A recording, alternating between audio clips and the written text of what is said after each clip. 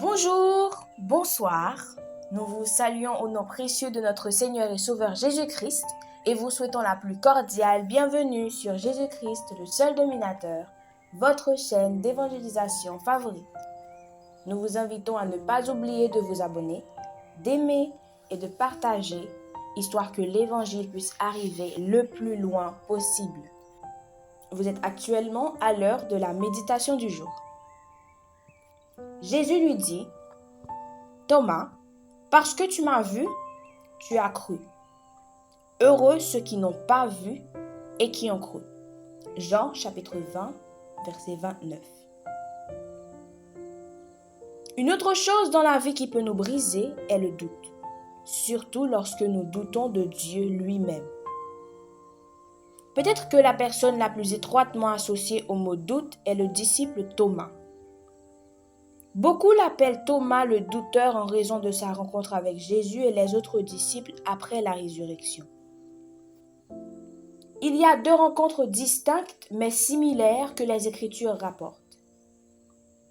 La première situation a eu lieu lorsque Jésus est apparu aux disciples sans Thomas.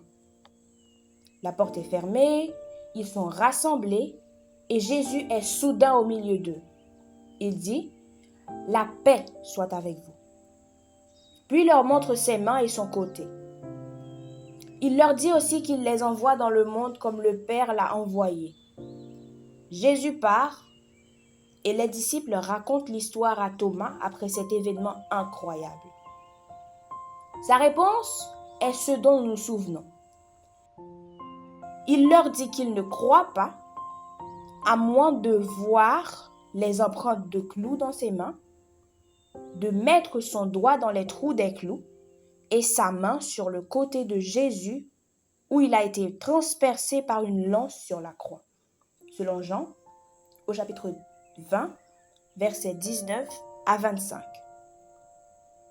8 jours plus tard, le même scénario se produit jusqu'au dernier détail.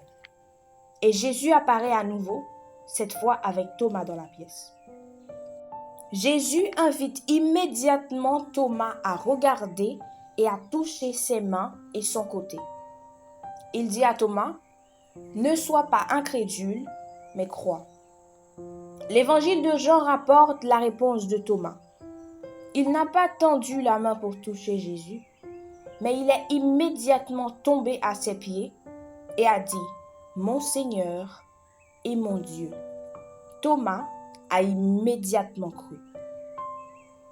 Le pasteur Selwyn Hodge a dit, « Thomas a eu un moment de doute, mais il est revenu de cet état de faiblesse pour devenir fort. Ses doutes ont été apaisés dans un moment glorieux d'illumination, et les vôtres peuvent l'être aussi. » On dit, « Doutez de vos doutes et croyez en vos croyances. » Thomas a apporté ses doutes sur Jésus, à Jésus, et il fut rendu plus fort là où il était faible.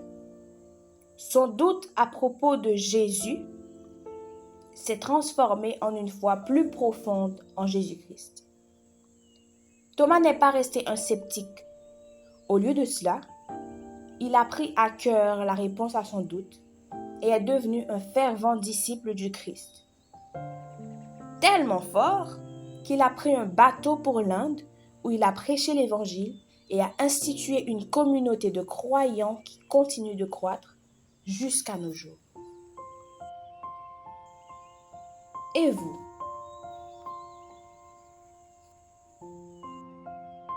Bonne méditation, que le Seigneur vous bénisse.